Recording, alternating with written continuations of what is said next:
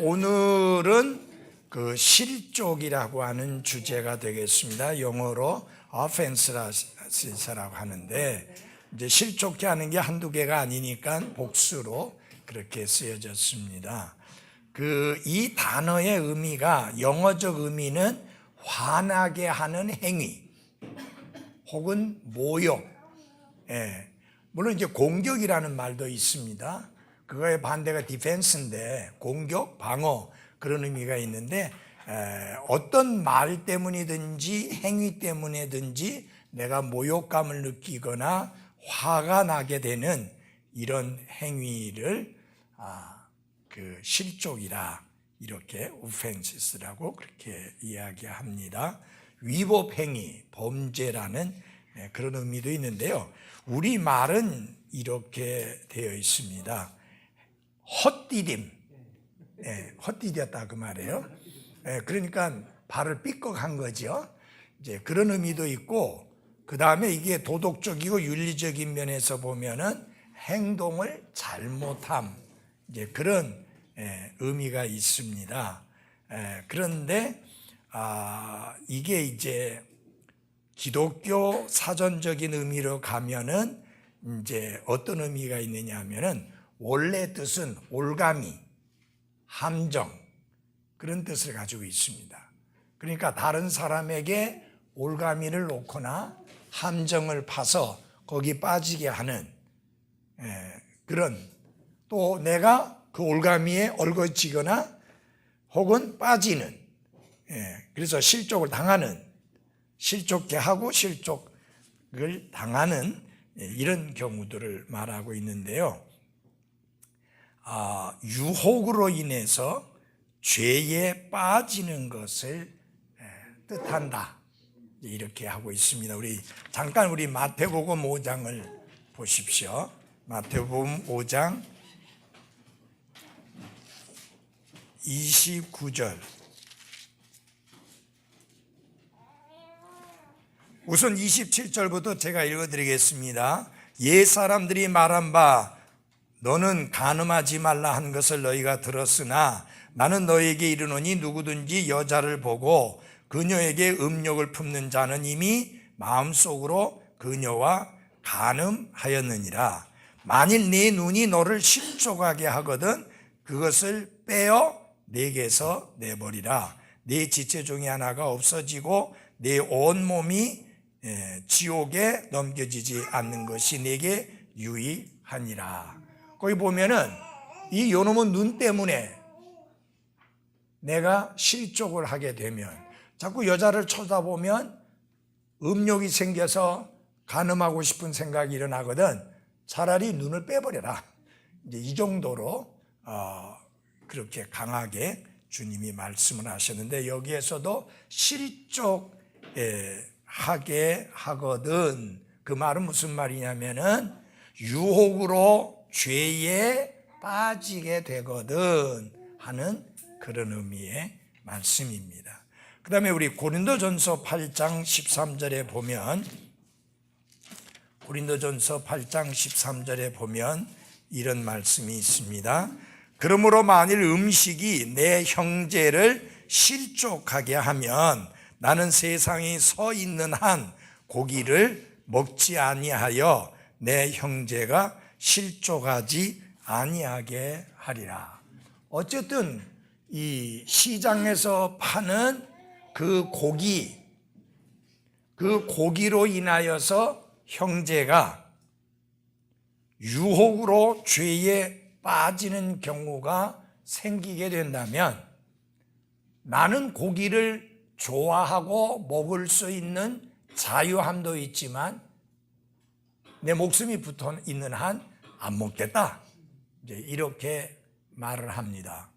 여기서 중요한 건 뭐냐면, 형제를 실족하게 만드는 것보다는 내 자유를 포기하고 내려놓는 것이 훨씬 더 낫다.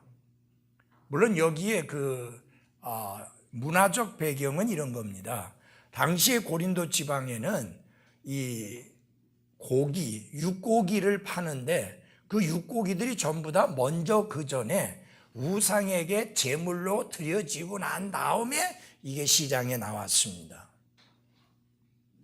그러니까 어떤 그리스도인은 그거는 우상의 제물을 먹는 게 아니냐, 어떻게 우리 그리스도인이 우상의 제물을 먹을 수 있느냐 하는 사람들이 있었습니다.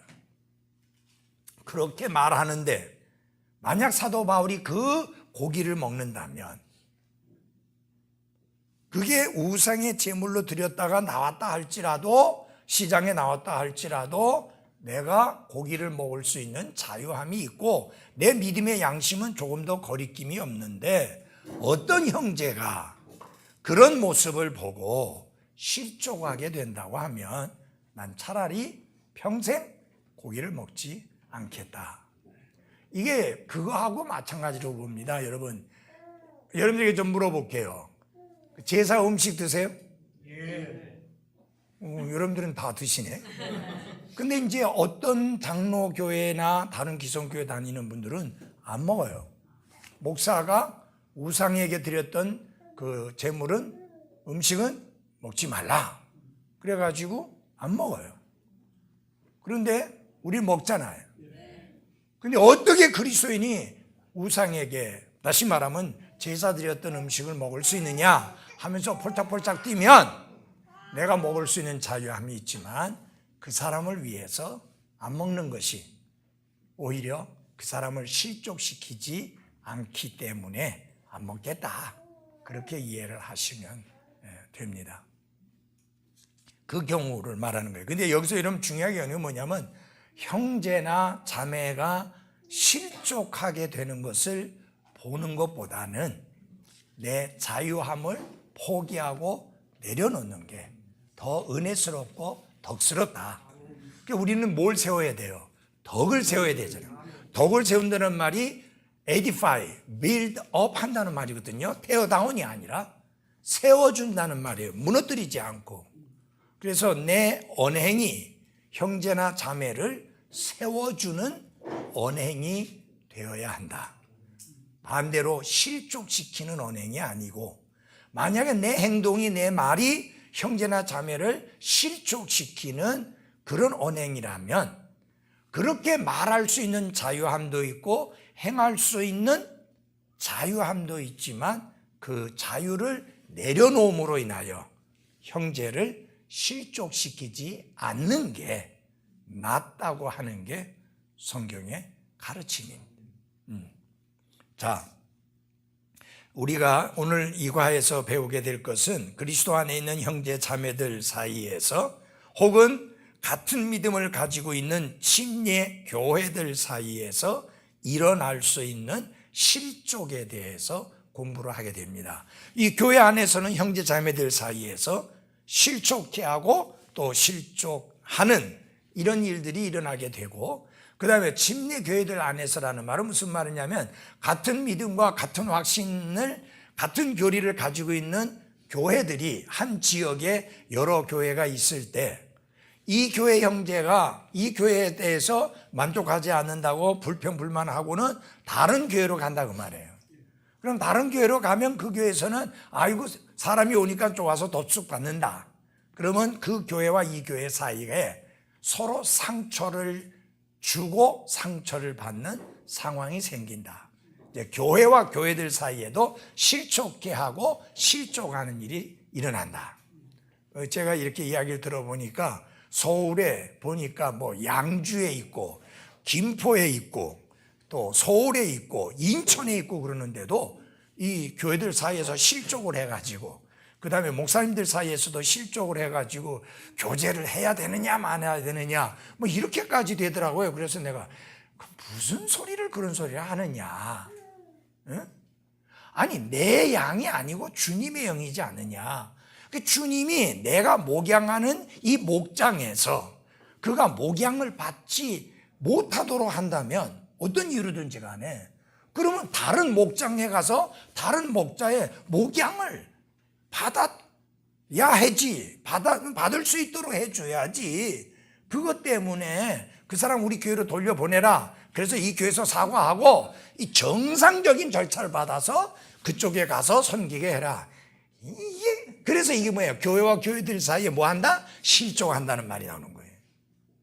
저는 목회하면서 그렇게 생각합니다. 저는 개인적으로 그런 확신을 가지고 사역을 했는데, 그건 뭐냐? 내가 목회하는 사이에, 목회하는 중에 어떤 형제가, 어떤 자매가 뭐 나를 대적하든지 나를 공격하든지 나를 비난하든지 무슨 뭐 다른 말을 하면서 이 교회를 떠났다? 그래서 다른 교회를 갔다? 우리와 같은 믿음과 확신을 가지고 있는 교회 갔다? 그러면 저는 그거에 대해서 말하지 않아요.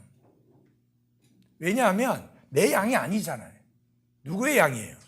주님의 양이에요. 주님이 피로 값주고 사주신 양이에요. 그렇다면 이 목장에서 잘 목양될 수 없다면 다른 목장에 가서라도 잘 목양이 돼야지, 이리들 사이에서 이리저리 공격당하고 혼나고 힘들게 살게 그렇게 팽개쳐 놔두면 안 되잖아요. 맞아요? 아니, 동의해요? 네, 그게 맞잖아요. 혹시 도대체 안 되겠다 싶거든 조용히 떠나서 다른 데 가십시오. 대신에 시끄럽게 하고 가지 말고 조용히 하세요. 제가 이 어떤 교회 그 홈페이지를 보니까 그런 내용이 있었어요. 우리 교회가 가르치는 그 말씀과 교리와 우리가 가지고 있는 기준과 우리가 가지고 있는 이 모든 것에 대해서 동의를 할 수 없거든. 우리 교회를 바꿔놓으려고 하지 마라. 우리 교회를 바꿔놓으려고 하지 마라. 우리는 이대로 갈 거다. 그러니까 조용히 당신이 가지고 있는 믿음이나 확신이나 당신의 기호에 맞는 즐겁게 섬길 수 있는 그 교회로 조용히 떠나라. 그렇게 해도 이게 잘 안 되니까 엄청 까다롭게 회원 자격을 만들어 놓은 거예요. 몇 페이지 되는데 다 읽고 동의해야 되고, 그 교회 목사 설교를 100편인가 얼마인가를 들어야 되고, 거기에서 나오는 책 몇십 권을 봐야 되고. 예. 예. 그래 해가지고 이제 여기에 사인하고 동의하고 그거 읽었다는 확실한 증표가 있어야 회원으로 받아주는.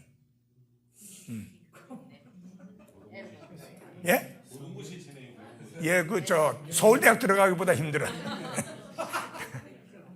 근데 저는 조금은 이해해요. 왜냐하면 우리 교회에 예를 들어서 매주마다 몇십 명씩 새 사람이 온다. 근데 그 사람들에게 어떤 기준을 제시하지 않으면 그 사람들 우리 교회 다 휘저놓고 말아요. 그러니까 그 사람들을 냉큼 받으면 어떻게 해요? 안 돼요. 근데 그런 어떤 절차 속에서 교회 회원을 이렇게 회원이 되게 만드는 성경으로 조금 그 성경의 어떤 그 기준에서 좀 벗어나는 건 아닙니까? 근데 이제 그 성경에는 무슨 교회 회원이 되기 위한 자격, 뭐 이것을 통과해야 되고, 뭐 이러이러한 기준에 뭐 미쳐야 되고, 그런 것은 없고 한 가지만 있어요. 구원받고 침례를 받아 교회에 더해지더라. 예. 그래서 그렇게 해서 더해지는 경우, 그 다음에 또 한 가지는 회원, 그러니까 수평 이동이죠. 회원권 이전에 의해서. 그래서 저희들은 그 베프티스트 브라이드를 믿지 않습니다. 그 말은 무슨 말이냐면 베프티스트만이, 침례 교도들만이 그리스도의 신부다. 그래서 다른 교회에서 받은 침례나 이런 걸 완전 부정하는 그런 것이 아니고, 제가 한때는 그런 거 비슷하게 했었어요. 가만히 보니까 그건 아니다. 그래서 예를 들어서 구원파에서 침례 받은 사람들 우리 교회에서 다 다시 침례 베풀었잖아요. 그렇죠. 예, 우리 다 침례 베풀었어요. 예, 다시 다 침례 받았어요. 다른 데서 침례 받았다 하더라도 다 우리 교회 와서 새로 침례를 받고 그렇게 했는데, 그건 아니다 싶어서 제가 그거는 포기했고 그렇게 안 하고 있습니다. 그래서 분명한 거는 두 가지 방법의 회원이 되는 거는 구원받고 침례 순종해서 바로 교회에 더해지는 경우가 있고, 미국의 독립침례교회 어떤 교회는 구원받고 침례 받는 것은 그냥 그건 주님께 대한 순종, 그 교회 회원이 되는 것은 별도의 절차를 걸쳐서 회원이 되게 하는 그런 독립침례교회도 있어요. 저는 개인적으로 구원받고 침례 순종하면 바로 교회의 회원으로 더해진다. 저는 그렇게 믿고 있습니다. 그 다음에 뭐냐면은 같은 믿음과 같은 확신을 가진 분들인데 다른 교회에서 섬기다가 이제 우리 교회로 회원권을 옮겨올 때, 이제 옛날에는요, 이 전부 다 서류로 왔다 갔다 했어요. 전부 다. 그 사람에게 안 주고 목사가 목사에게 해서 언제 구원받았고 언제 침례받았고 교회 안에서 어떻게 섬겼고 11조는 하는 회원이었는지 안 하는 사람이었는지 신실했는지 깨어른지 다 해가지고 내역서를 보냈습니다. 본인에게 안 주고 이렇게 보냈습니다. 그래서 그거를 담임 목사가 읽어보고 이 사람을 회원으로 받을 거냐 말 거냐를 결정하는 그런 식으로 했었습니다. 어쨌든 중요한 건 제가 말씀드리고자 하는 중요한 건 이건 뭡니까? 이 말씀을 보면서 중요한 것은 뭐냐? 어찌하든지 다른 형제 자매들이 유혹에 빠져 죄를 범하게 만드는 그런 것은 뭐 해야 된다? 피해야 된다라고 하는 것을 말씀드리는 것입니다. 그런데 어떤 사람들이 있는가 하면요, 실족하게 하는 일은 뭐 어쩔 수 없이 인생에서 있게 마련인데 그냥 대충 넘어가면 되지 뭐 그 까탈스럽게 그 부분을 다룰 필요가 뭐 있느냐. 그래가지고 말도 함부로 하고 그래서 상처 줬는데도 신경 안 써요. 뭐 상처받아? 옹졸해서 그렇지. 그런 식으로. 뭐 나는 상처 주려고 한 말 아닌데. 여러분, 그 며칠 전에 그 김포에 뭐 의회 의장까지 한 사람이 부인을 때려 죽였어요. 뭐 골프채로도 치고 뭐 이렇게 하고 뭐 술병으로도 쳤는지 하여튼 뭐 깨진 술병도 있고 그런데 뭐라고 말하는지 알아요? 죽이려고 한 게 아니다.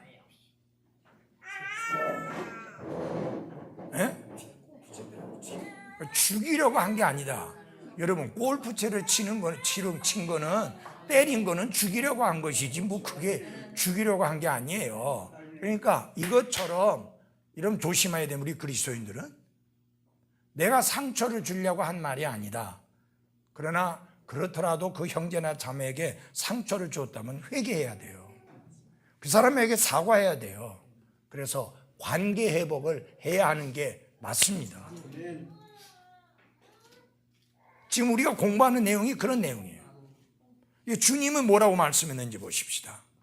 여러분, 지금 제가 읽지는 않았지만 예수님이 다른 사람을 실족하게 하는 것보다는 차라리 그 사람 목에다가 연자 맷돌을 매가지고 바다에다가 풍덩 빠뜨리는 게 더 낫다.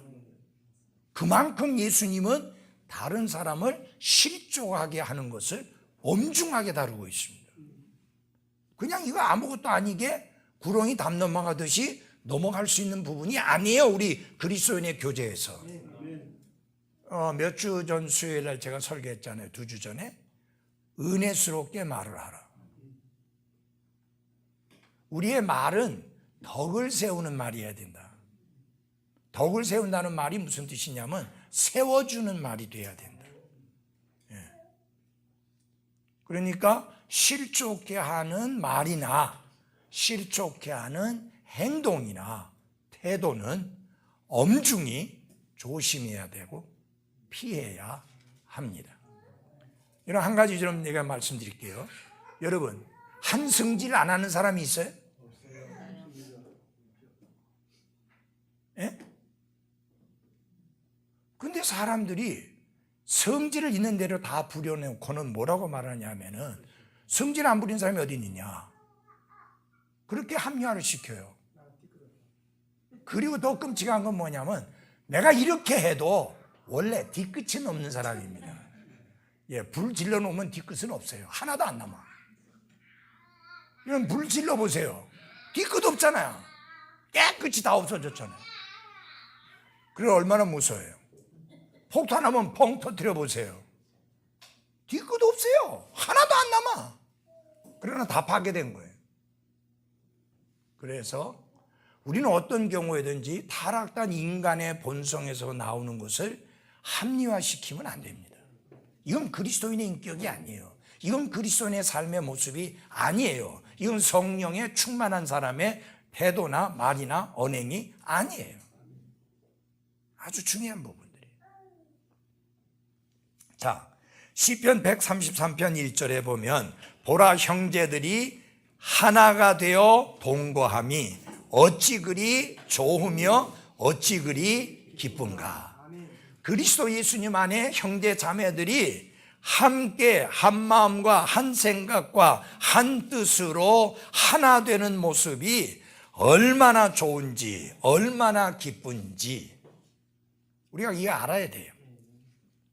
정말 감격스러울 정도로 좋고 감격스러울 정도로 기쁜 것은 뭐냐? 형제 자매들이 하나가 되어 아름다운 교제를 나누며 함께 주님을 섬기는 모습입니다. 그래서 여러분, 교회하면 어때야 되느냐? 주일 아침에 딱 일어났을 때 빨리 서둘러 가고 싶은 교회여야 합니다. 교회는요, 가는 것이 즐겁고 기쁘지 않으면 생각해 봐야 됩니다. 내가 문제가 있는가? 교회가 문제가 있는가? 만약 교회가 문제가 있다면 옮겨야 됩니다. 그 교회 계속 나가면서 불평하지 말아요. 그 교회 계속 나오면서 목사님 비난하고 공격하고 하지 말고 조용히 떠나서 즐겁게 기쁘게 교회 생활할 수 있는 그 교회로 가야 하는 게 많습니다.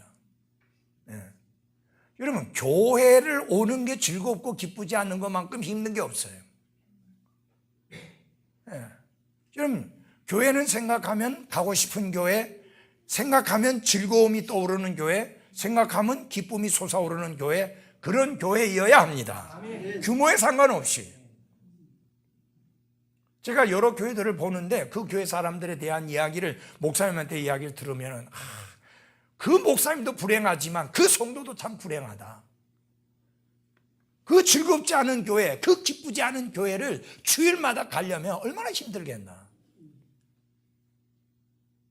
여러분, 교회가 잘못하지 않은 이상, 목사님의 말씀이 빗나가고 비성경적이 않은 이상 누가 바뀌어야 돼요? 본인들이 바뀌어야 돼요. 도저히 본인들이 바뀔 수 없다고 하면 그러면 편하게, 즐겁게, 기쁘게 나갈 수 있는 교회로 옮겨야 됩니다. 여러분, 오래 살지도 않는데, 그리고 평생 교회 생활해야 되는데 그 교회 가는 게 기쁘고 즐겁지 않으면 안 되잖아요. 맞아요? 네. 그래서 저는 교회에 대하여 불평과 불만을 가지고 있는 사람을 갖다가 어찌하든지 그 사람이 우리 교회를 오도록 하려고 애를 쓰지 않습니다.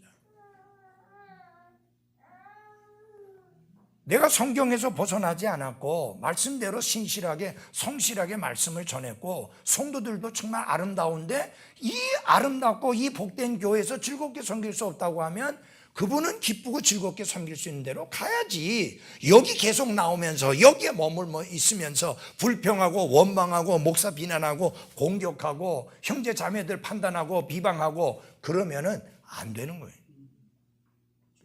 나는 성경에 의하면 형제들이 하나가 되어 동거함이, 성경은 감탄사를 써가면서 어찌나 기쁜지 어찌나 즐거운지라고 말씀했습니다. 이게 교회 모습입니다. 아멘. 여러분은 그런 마음과 확신을 가지고 주일마다 교회 옵니까? 노종남 형제 보니까 그런 것 같아요. 왜냐하면 아침에 8시 한 9시도 안 돼갖고 교회 오는 거 보면, 아니 정말 외양간 도살장에 끌려가는 소처럼 오는 분이라면 그래 일찍 오겠습니까? 한 번씩 보면 그런 사람이 있어요. 오긴 와야 되는데 애들 중고등학생 애들 중에 보면 참 마음이 아파요. 정말 마음 아파요. 왜 저렇게 교회를 나와야 될까? 좀 즐겁게 기쁘게 오지 못하고. 그래서 우리가 생각해 봅니다.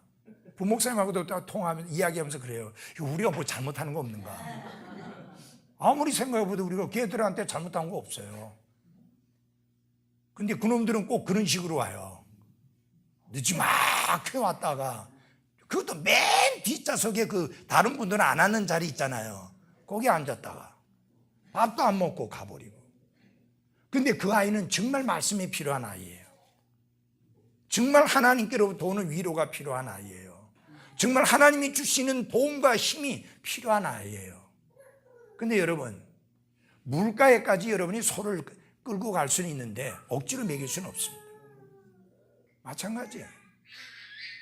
사람들이 교회에 올 수는 있지만 말씀을 받는 것은 그분들의 결정이지, 내가 어거지로 말씀을 떠먹이거나 입을 벌려 넣어줄 수는 없습니다.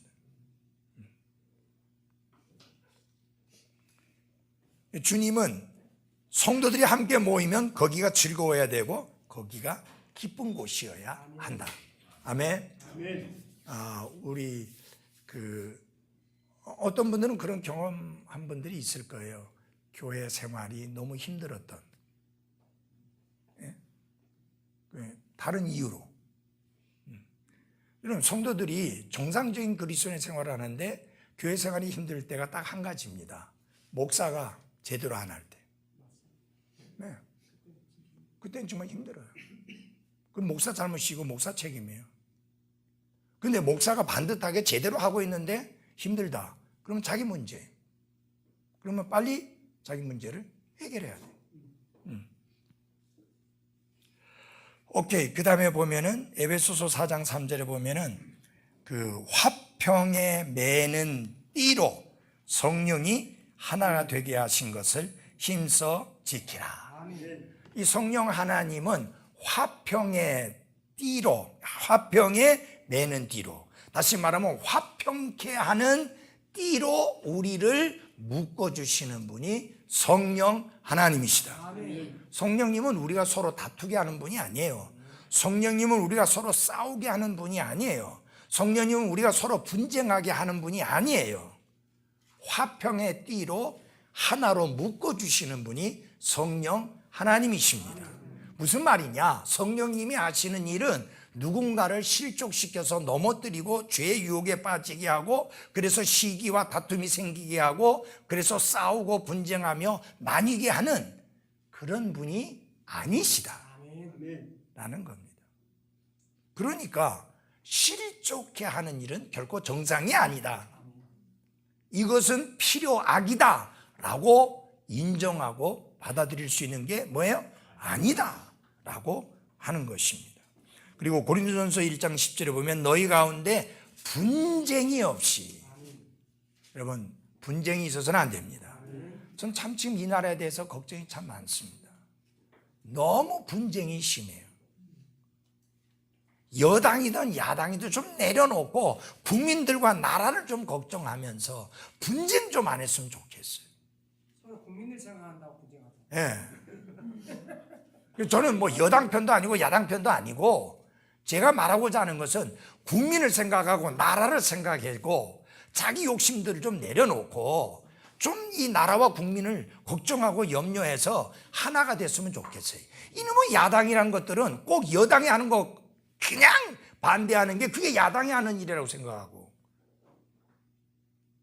여당은 여당대로 좀 야당 좀 달래갖고 같이 좀 가려고 좀 노력도 서로 같이 하고 그러면 좋겠는데, 뭐 야당이든 여당이든 이 청와대든 좀 이게 하나가 좀 됐으면 좋겠어요. 분쟁 없이.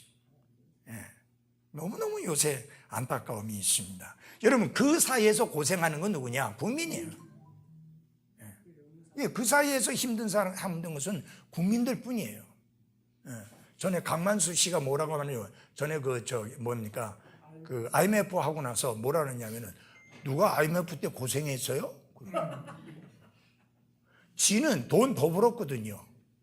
달러를 많이 가지고 있어갖고.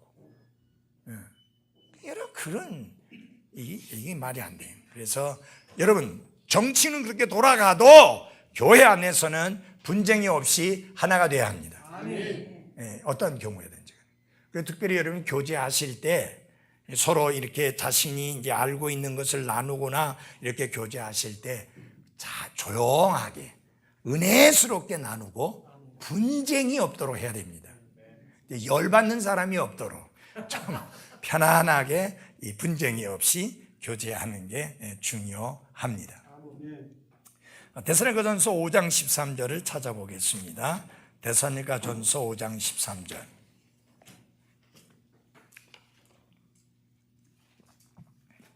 이 말씀은 제가 내년 12월 마지막 주일날 설교할 때 사용할 본문입니다. 내년 목사님이 내년까지 한 해 더 해.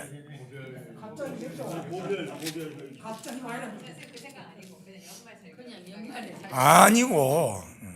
자, 5장 13절 같이 읽겠습니다. 12절 13절 시작. 형제들아 우리가 너희에게 간청하노니 너희 가운데서 수고하고 주 안에서 너희를 감독하며 너희에게 훈계하는 자들을 알고 그들의 일로 인하여 사랑 안에서 그들을 매우 중히 여기라. 또 너희끼리 화목하게 지내라.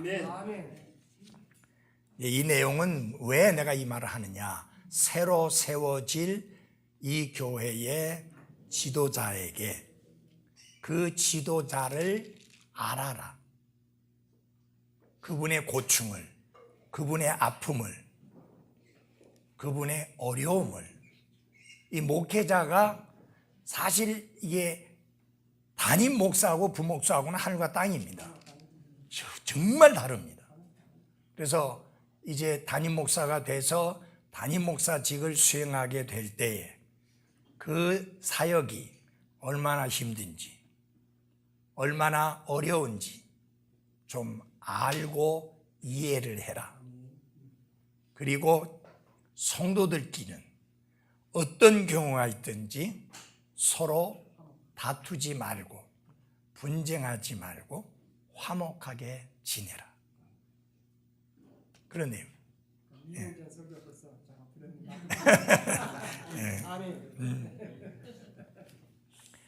자, 이 많은 그리스도인들이 실족에 대해서 어떻게 반응을 해야 되느냐 하는 성경의 가르침을 잘 모르고 또 성경의 가르침을 잘 따르지 않는데 그 결과로 인해서 그리스도의 사역이 상당한 해를 입는다. 이게 무슨 말이냐? 상처를 주지 않았는데 상처를 줬어요. 상처를 주지 말아야 되는데 상처를 줬어요. 그럼 상처를 받은 사람이 여기에 대해서 어떻게 반응을 해야 되느냐? 성경적으로 반응을 해야 되는데 성경적으로 반응하지 아니하고 소위 말하면 혈과 육으로 반응을 해가지고 그리스도의 사역에 상당한 해를 입히는데 그 결과 교회가 쪼개지는 경우, 심지어는 교회가 문을 닫는 경우까지 생기게 됨으로 인해서 결국은 복음 선포의 사역이 어려움을 겪는 일이 생긴다. 그러니까 실족이라는 문제, 가볍게 다룰 문제가 아니고 실족은 어차피 있는 건데 뭐 거기 신경 쓸 필요 없다라고 그렇게 합리화시키며 넘어갈 만한 일이 아니다. 우리는 실족이 무엇이고 왜 실족하게 되는지, 실족의 근원이 어디에 있는지 충분히 이해하고 알면서 그것을 막을 수 있는 방어도 해야 되고, 그 다음에 혹 실족했을 때는 어떻게 성경적으로 반응을 해야 되는지도 아는 그런 그리스도인이 될 필요가 있습니다. 그래서 실족을 인식하기. 첫째, 실족이 일어날 뭐예요? 가능성. 예수님께서 이렇게 말씀했습니다. 이 땅 위에서는 그리스도의 몸된 교회 안에서는 결코 실족하게 하는 일이 일어나지 않는다. 그렇게 말씀하셨어요? 아니에요. 우리 누가복음 17장 1절 다 같이 찾아보겠습니다. 누가복음 17장 1절입니다. 그때에 그분께서 제자들에게 이르시되, 같이 읽겠습니다. 시작. 실족하게 하는 일들이 일어나지 않을 수는 없으나 그랬습니다. 그런데 중요한 게 있어요. 그 일들을 일으키는 자에게는 뭐가? 화가 있으리로다.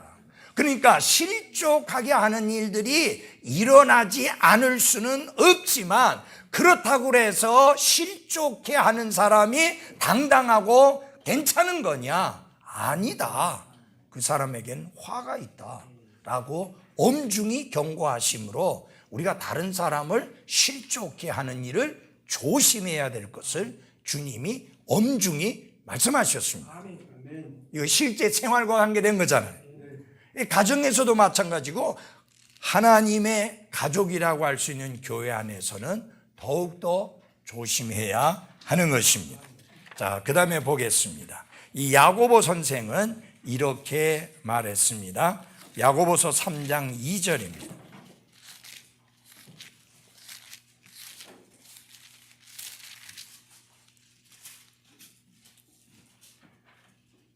우리가 다 많은 것에서 실족하나니, 우리가 뭐예요?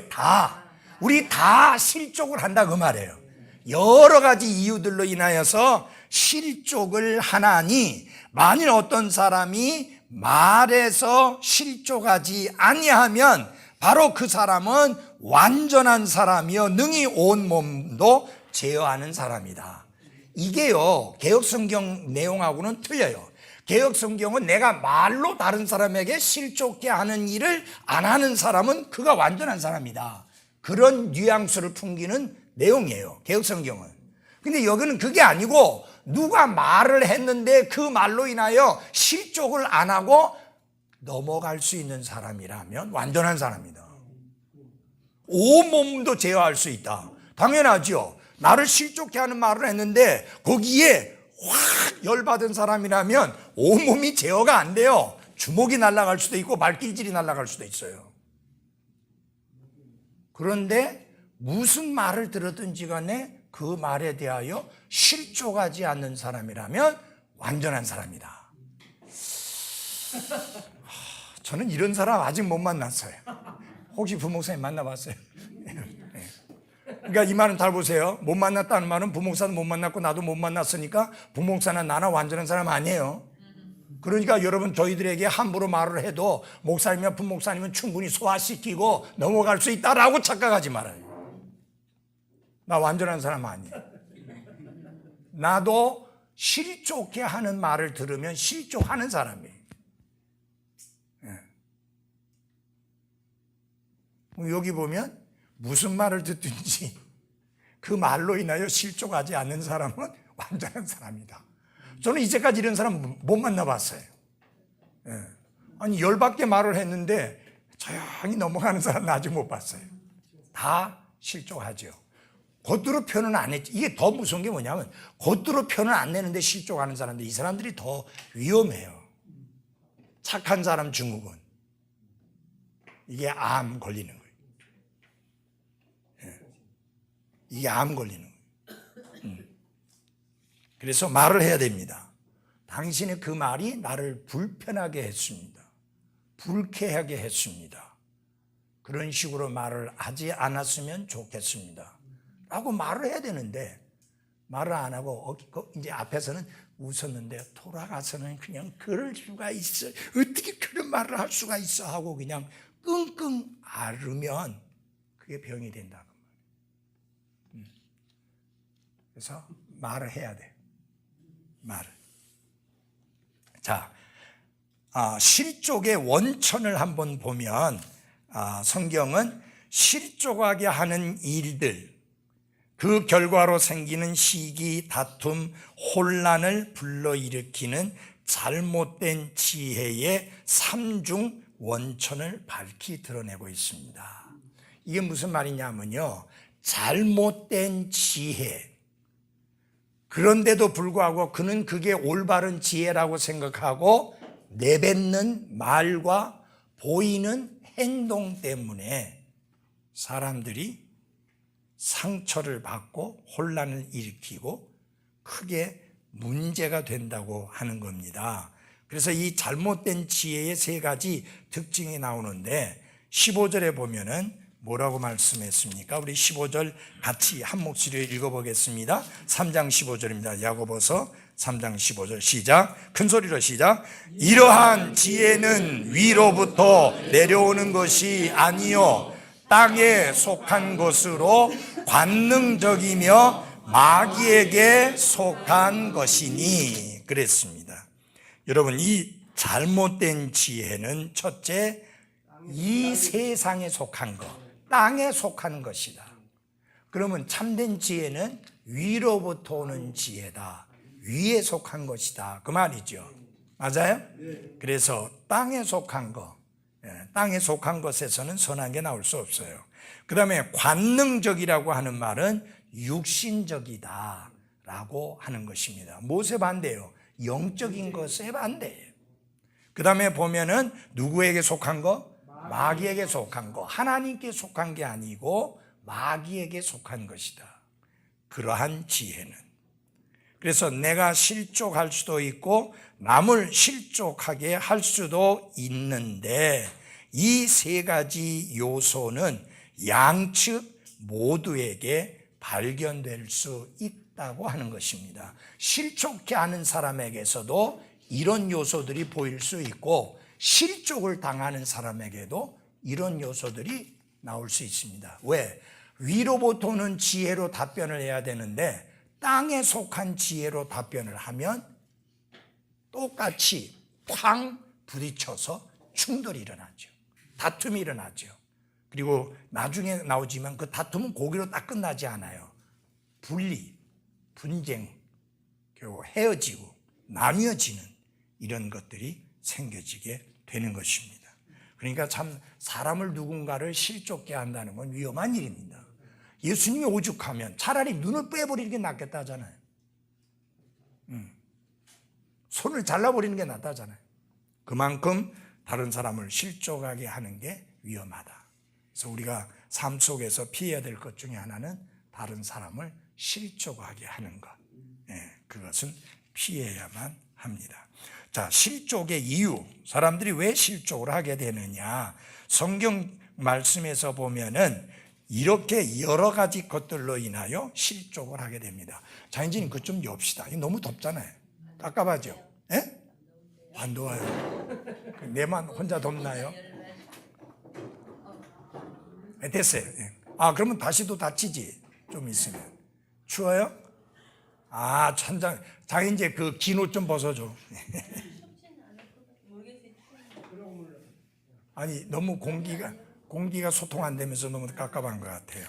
자, 첫째 뭐냐? 야고보서 3장 2절로부터 10절 사이에 말하는 게 뭐 때문에 사람들이 실족하느냐? 혀. 이 혀가 무슨 일을 합니까? 좋은 일 많이 해요. 맛을 보잖아요. 그죠? 여러분이 맛을 보기 때문에 먹지 말아야 될 것을 피할 수도 있고 먹어야 될 것을 즐겁게 먹을 수 있습니다. 이게 나이가 들면은 그 혀가 여러 가지 맛 중에서 그 짠맛을 잘 분간을 못할 만큼 짠맛을 분별하는 그 기능이 떨어져요. 그래서 나이 든 사람 보면은 싱겁다고 그러면서 계속 소금을 쳐요. 나는 아직 내 아내보다 나이가 많은데 그게 안 떨어졌어요. 내 아내가 하면서 여보 이거 좀 먹어봐요. 싱겁죠? 그래서 아니 적당해요. 싱겁죠? 그렇게 말하는 사람을 위해서 그럼 조금 넣어. 분명히 싱거워요. 아니 안 싱거워. 그런데 말한 몇 번이나 싱겁죠 하는데 내가 계속 짜다고 하면은 그럼 사모님 입맛은 다 싱거워요. 아니 그렇죠. 그러니까 그만큼 근데 여자들이 더 그게 빨리 오는 것 같아요. 사람은 약간 차이가 안 나. 예? 배경음에서 모든 게 다 망가져. 예, 맞아요. 뭐 여러 가지로. 그러니까 여자의 상징이 그 맨스거든요. 월경인데 그 여자 아이들이 제일 처음에 월경하게 될 때 그때 비로소 여자가 되는 거예요. 그런데 배경이 되면 여자의 특성이 사라지는 거예요. 그때부터 여자가 남성화되잖아요. 그래서 배경 이후의 여자들을 보면 거칠어져요. 거세져요. 왜냐하면 여성 호르몬은 줄고 남성 호르몬이 나오니까. 남자는 반대로 남성 호르몬은 줄고 여성 호르몬이 나오니까 그렇게 기세당당하던 남자들이 쪽을 못 쓰게 돼요. 그러니까 지금 남성 호르몬 많이 나올 때 부인한테 잘해야 돼. 자, 험담과 뒷말은 가장 친한 친구들까지도 갈라놓습니다. 그러니까 이게 절대 피해야 할 것들이죠. 그 다음에 잠언 29장 22절에 보면 노하는 자는 무엇을 일으킨다? 다툼을 일으킨다. 이렇게 말씀했습니다. 그러면서 이 성내는 사람, 그 사람에 대한 엄중한 경고도 거기 나와 있는데 잠언 29장 22절 한번 찾아보면은 잠언 29장 22절에 보면 노하는 자는 다툼을 일으키고 성내는 자는 많이 범법하느니라. 결국은 여러분 그 자기 부인을 때려 죽인 자도 뭐 때문에 그런 거예요? 성내다가 그렇게 된 거예요. 노하고 성을 내다가 그렇게 된 거예요. 그래서 분노, 그게 별거 아닌 것 같지만 분노는 심지어 살인을 낳습니다.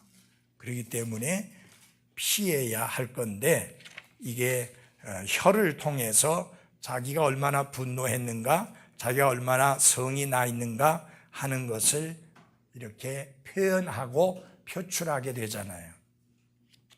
근데 말로만, 혀로만 표현하고 표출하면 되는데 이게 손발로 행동까지 옮겨지게 되면 엄청나게 위험한 결과를 가져옵니다.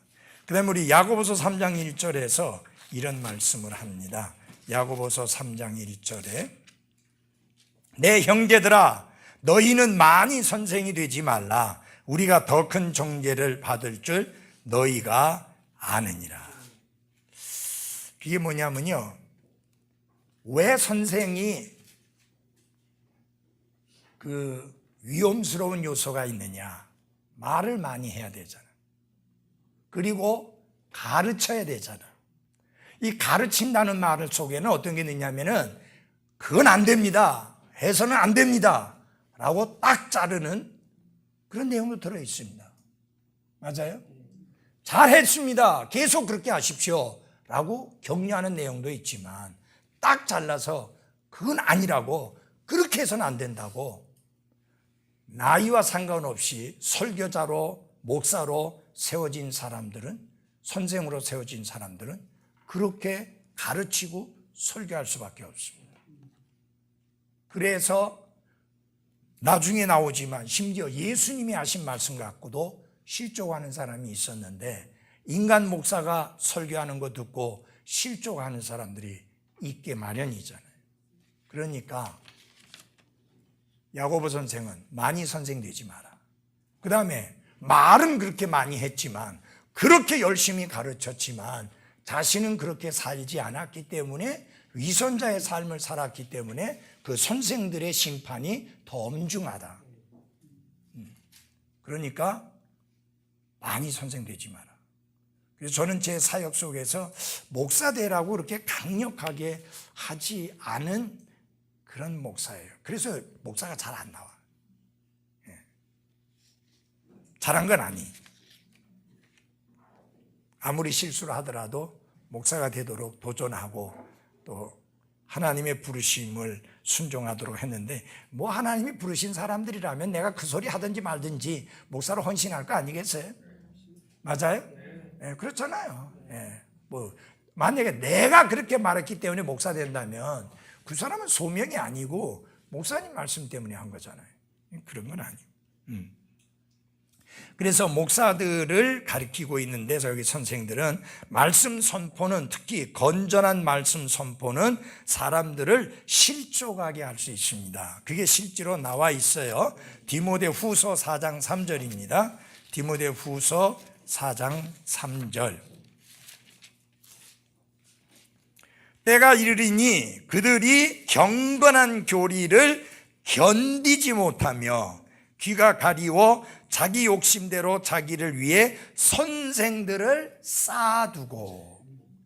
이 말씀이 처음에 사도 바울에 의해서 디모데에게 이 말씀이 전해졌을 때, 그렇게 그에게 전했을 때 디모데는 이 말을 잘 이해를 못했을 겁니다. 이해할 수가 없죠.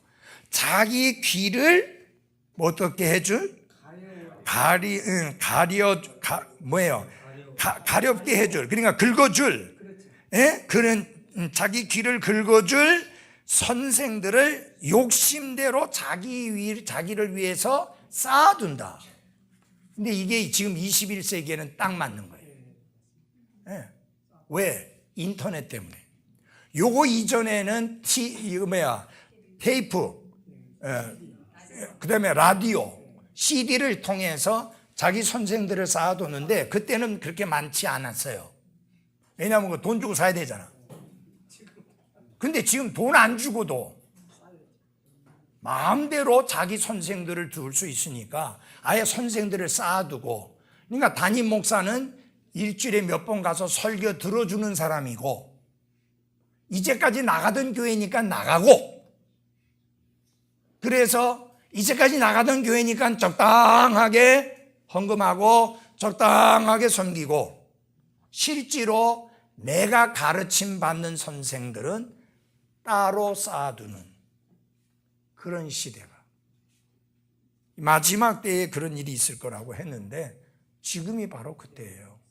근데 이게 보면 참 하나님이 사도 바울을 통해서 주신 말씀이니까 이게 가능하지, 그때 이게 자기들을 위해 선생들을 쌓아둔다는 말이 그때 당시에는 이게 맞지가 않아요. 잘 어떻게 선생들을 쌓아둔다 그 말이에요.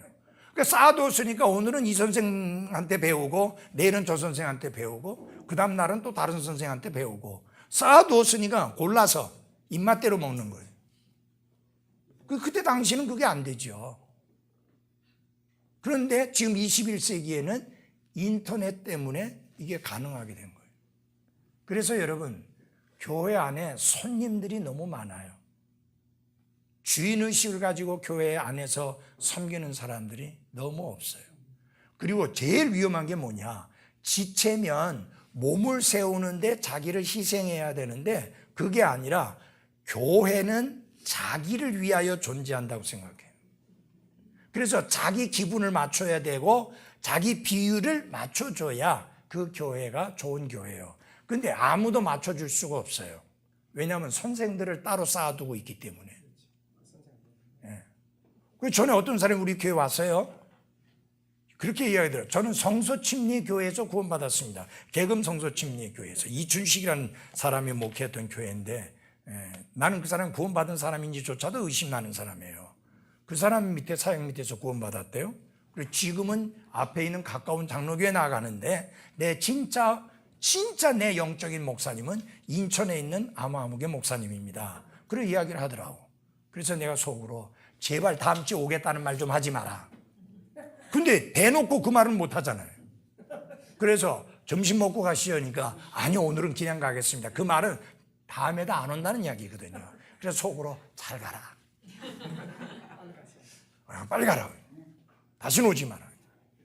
여러분, 그런 사람이 다른 분과 교제하면서 이렇게 그런 이야기를 하면 멀쩡하던 사람도 이상해질 수 있어요. 아, 그렇게 할 수도 있구나.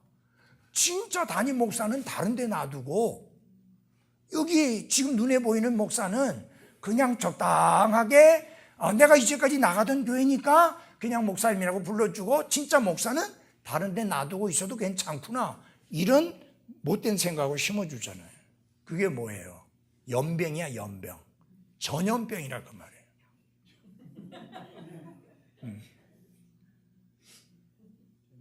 예, 그 아주 고약한 전염병. 이런 전염병 무섭습니다. 금방 광 번져요. 옛날에 우리 참 힘들었었잖아요. 전에 걔 이름도 잃어버렸네. 이름도 잊어버렸어. 이름 기억나요, 봉생? 뭔데? 조우연이. 이 친구가 한 짓이 뭐냐면은, 이제 우리 이제 교사들이 학생들 상담해서 구원받았다고 하면, 그러면 기뻐해줘야 되잖아요. 가가지고, 너 구원받았어? 예. 어떻게 구원받았어? 이래 구원받았으니까. 그거 구원 아니야? 또 다른 사람, 중앙고등학생한테, 목사님 왜 제약에 침례 베풀었습니까? 지금 구원받았고 성경적인 말씀에 따라 침례 순종하려고 하니까 침례 베풀으니까. 그게 구원받지 않았어요. 네가 어떻게 아는데? 그래서 내가 그래서 하도 기가 차가지고 사무실에 불러 올렸어요. 같이 이제 다른 이야기를 하다가 너 구원받은 간증 좀 해봐 했더니 이제까지 밝게 이야기했거든요. 갑자기 표정을 바꾸더니 울먹울먹거리는 거예요. 그러더니 후쩍후쩍 하더니 자기는 일주일 동안 울었대. 구원받을 때 회개를 일주일 동안 했대. 그래서 그거 구원 아니야. 그래서 내가 그거 구원 아니야. 그럼 일주일 동안 무슨 죄로 회개했는데? 모든 죄를 회개했다고. 천만에 넌 절대로 모든 죄를 일주일 만에 회개 못해. 회개하는 동안에 또 죄 지어. 예를 들어서 5천만 원 사기쳤는데 3천만 원 사기쳤다고 회개하다 보면 벌써 이면 벌써 틀려먹은 거잖아요. 그럼 또 하나 더 해줬잖아.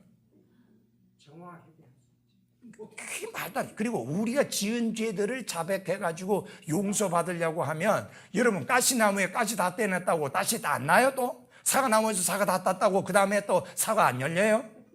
문제는 열매가 아니고 뿌리예요. 근본이 우리가 죄인이에요. 그래서 죄인임을 회개하는 것이지 우리의 모든 죄들을 뭔 재간으로 다 회개를 해요. 그거 그렇게 해서 되는 일이 아니에요. 그래서 근데 어제 죄까지도 용서도 그래서 내가 너 그거 구원 아니다.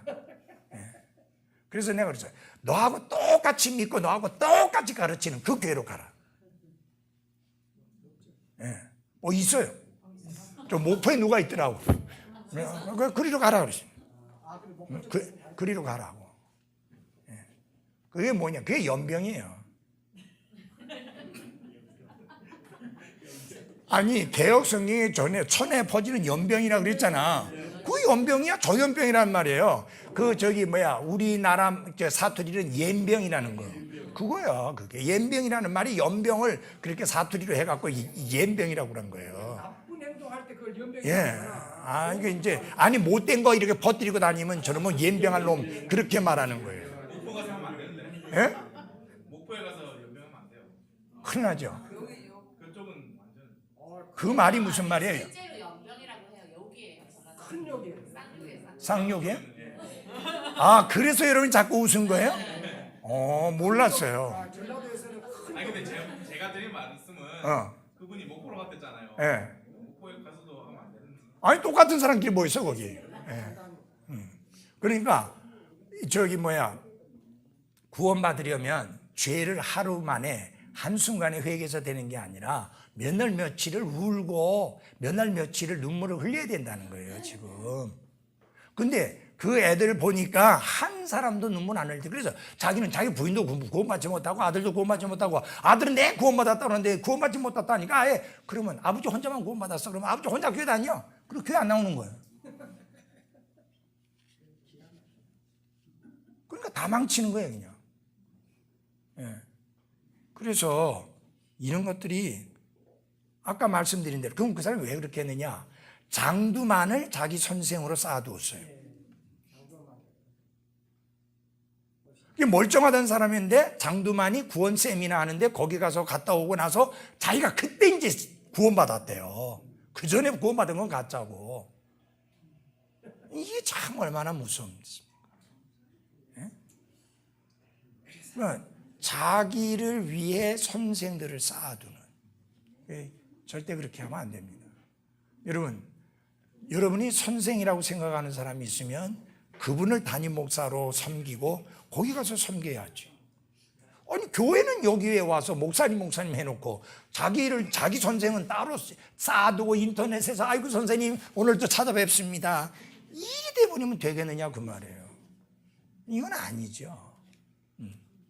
그래서 우리가 한 가지 알아들을 게 선생들 중에 완전한 사람 없어요. 전에 어떤 분이 교회로 왔어요.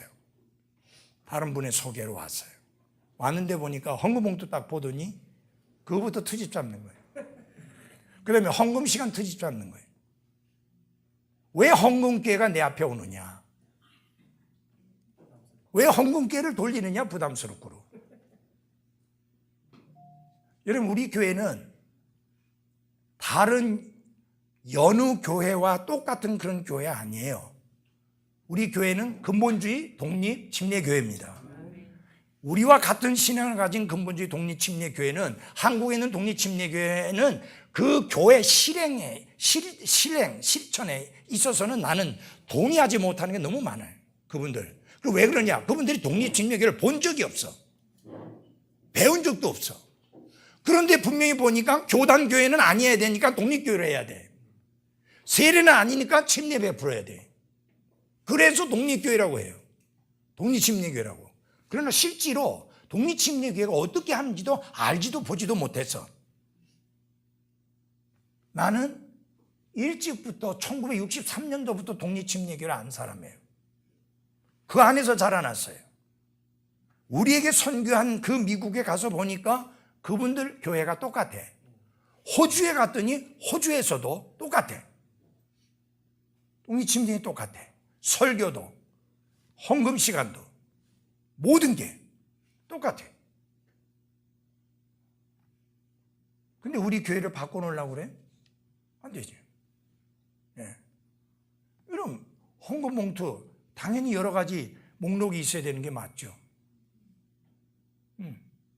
그리고 그것은 내 앞에 와야 돼. 왜 저 뒤에다 놔두고, 헌금기 뒤에 놔두고, 누가 하는지 안 하는지 모르게 그렇게 해야 돼요? 아니에요. 그렇지 않아요. 여러분 잘 보십시오. 교회는 그리스도의 몸이라고 그랬습니다. 몸을 이루는 데 있어서 지체들이 모여서 몸을 이루죠. 그럼 어떤 지체는 아무것도 안 해. 능력이 있는데도 아무것도 안 해. 그러면 어떻게 돼요? 그 안 하는 지체가 하는 일을 다른 지체가 해야 돼요. 그거는 바르지 않죠. 여러분, 교회 회원이 된다는 건 특권이에요. 그 다음에 의무도 있는 거예요. 미국의 독립침례교회는 찬양대원이 되려고 하면 구원받은 사람, 침례에 순종한 사람, 신실하게 드리는 사람, 신실하게 예배 참석하는 사람 쫙 있어요. 당연히 그래 해야 되는 줄 알고 사인하고 찬양대원해. 우리가 그렇게 엄격하게지는 않는다 할지라도 기본적으로 이건 상식이고 기본적인 거예요, 여러분. 이거는 뭐 특별한 것도 아니에요. 기본이에요, 여러분. 교회 생활하면서 하나님께 물질을 드린다는 건 기본이에요, 여러분. 대단한 거 아니에요. 기본이에요, 기본. 여러분, 왜 많은 교회들이 어려움을 겪는지 알아요? 기본을 안 하는 성도들이 모이기 때문에 힘든 거예요. 여러분, 저희 교회가 부자들 없어요. 진짜 서민들이 모이는 교회예요. 그런데 지금 여러분, 지난번에도 우리가 헌금 목표 1,700만 원 했는데 2,400만 원 이상 나왔잖아요. 지금 내가 시간이 없어서 은행을 못 갔는데 3천만 원을 우리가 지금 500만 원 드렸잖아요. 그죠? 그러고도 나서 3천만 원을 지금 내년 건축을 위한 그것으로 따로 적립을 하려고 지금 해요. 벌써 1억 넘었어요, 지금. 여러분 아세요? 아니 내가 말하는 거 아냐고 하는 말은 무슨 뜻이냐면 여러분이 그 정도 헌금했다고 알고 있느냐고. 아니에요, 여러분. 여러분 그렇게 거창하게 안 했어요. 우리는 지금 어떻게 하느냐?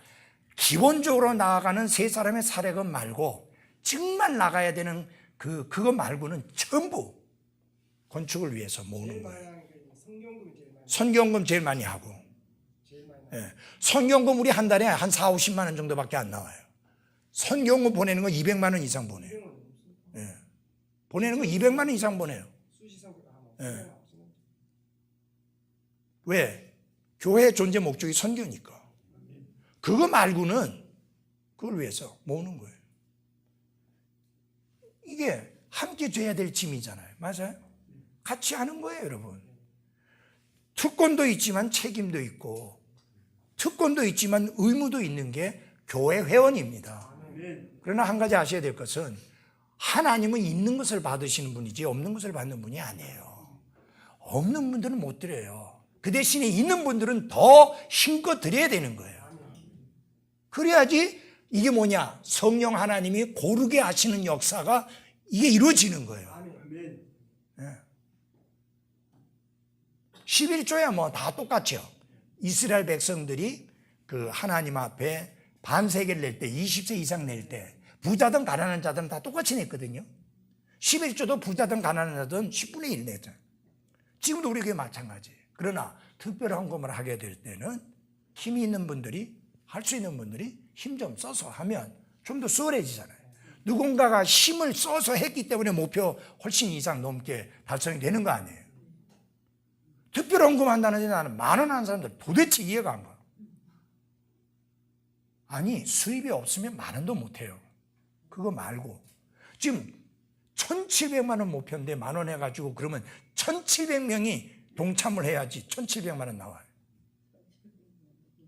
예. 우리가 1,700명 모이면요 17억 헌금 목표로 해요. 그러니까 이게 하나님의 말씀 앞에서 목회자 말고 다른 스승을 쌓아두고 신앙생활을 한다는 것은 이건 말세의 잘못된 모습이지 정상적인 모습은 아니다 하는 겁니다. 맞아요? 그래서 건전한 교리를 못 견뎌야 한다. 사운드 닥트린. 이 건전한 교리를 못 견뎌야 한다. 왜 이 건전한 교리를 못 견뎌야 하느냐? 다른 선생들을 쌓아두었기 때문에 그래요. 그 선생들이 가르치는 것하고 건전한 교리하고 안 맞거든. 그러니까 못 견뎌야 하는 거예요. 여러분, 다른 선생들을 쌓아두지 않으면 그 못 견뎌야 할 거 없어요. 왜요? 바른 말씀 전하는데, 바른 교리 전하는데 왜 그게 힘들고 그게 못 견딜 교리예요? 근데 다른 스승들을 쌓아두면 그 스승들이 말한 거하고 안 맞으니까 못 견디는 거예요, 그게. 아닌데. 내가 스승한테 배운 건 저게 아닌데. 그러니까 못 견디는 거예요. 이중적인 거죠. 그러니까 결국 뭐가 안 이루어지느냐? 목회가 이루어지지 않는 거예요. 목양이 이루어지지 않는 거예요. 내 목장에 와서 먹고는 있는데 이거는 스승이 따로 있으니까 어떻게 보면 목자가 따로 있다고 볼 수 있어요. 이런 것들은 결코 성경적이 아니라고 하는 사실입니다. 예.